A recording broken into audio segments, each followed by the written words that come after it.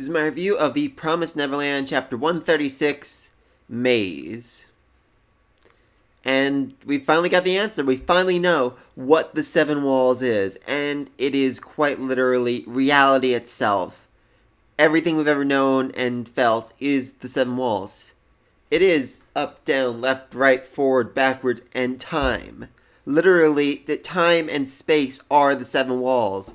And the only way to overcome the Seven Walls is to overcome reality itself. So, yeah, that's gonna be interesting. I have a few theories on how they might do that, actually. The first is that Emma's actually already done it. You know, she basically unaged herself into oblivion, experienced unbirth, and now she has passed through reality and can see through time and space somehow, which... yeah, if she ever gets back to the real world, I feel like she's going to be like one step short of a god. That'd be amusing. I know people said they didn't want the kids to learn how to use magic or anything like that, but I'd like to see that very much. I think that'd be really funny. Anyway, the second idea I have is when they say the seven dimensions, the seven walls, they only count time as one. I mean, forward and back are their own separate dimensions, but time itself is one direction. It's forward. You can't go backward, and I think that's what they have to do. They literally have to turn around and go the opposite way that they came. This maze they've been running through endlessly again and again keeps leading them forward in all the things they've experienced. The bunker, Goldie Pond, all of it. And I think in order to undo it, they need to go backwards. They need to go back to Gracefield. Somehow, they need to find a way. But yeah, this whole maze thing's absolutely insane for them. Just arrows that they're following again and again, leading them in circles and circles and circles.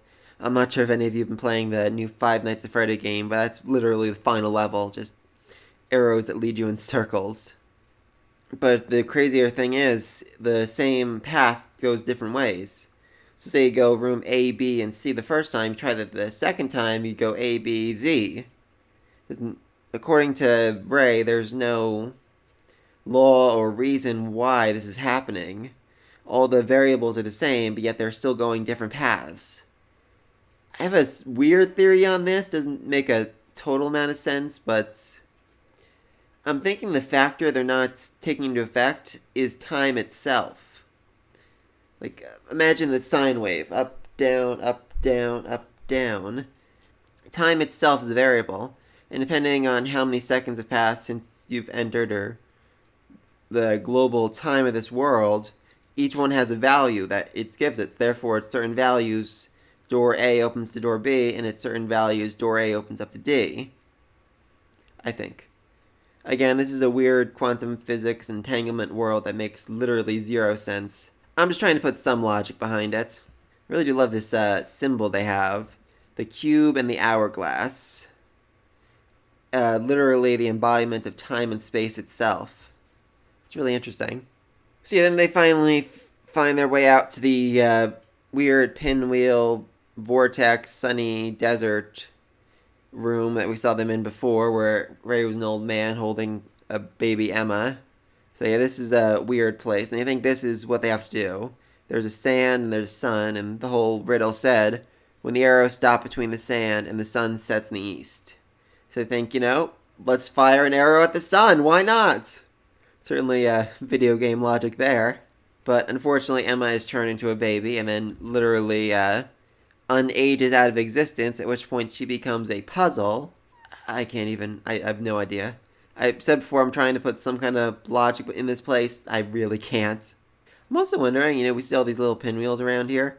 I'm curious if those are graves. Like each one marks someone who tried to play with the Demon King, Demon God, and couldn't.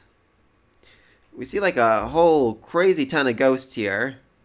Of demons who tried and failed, eventually gave up and lost their way. They eventually all just decayed into non-existence. But of course there is a way. The founder, the first person who made the promise, found a way through this maze. I mean, it kind of makes sense there's so many ghosts here, because the way to get into, the maze is not all that complicated. I mean, there's a whole freaking temple to it in the one demon city. I Can't imagine it's, that uncommon for people to understand what you have to do to get here. Or at the very least, it was common knowledge a few hundred years ago. It would make sense in the old demon civilization before the promise. William Minerva heard about this thing from a demon somehow and said, I'll do that. And they're like, yeah, you'll die, definitely. No one's ever made it back. He's like, yeah, I'll be back. And somehow he alone managed to make it through. Oh yeah, then Ray basically forgets about Emma and Norman and everyone. He's like, who was that again? I can't remember. He's literally giving up and falling apart. Only for Emma to burst out of the closet screaming, Ray, I think I got it! Which, absolutely hilarious.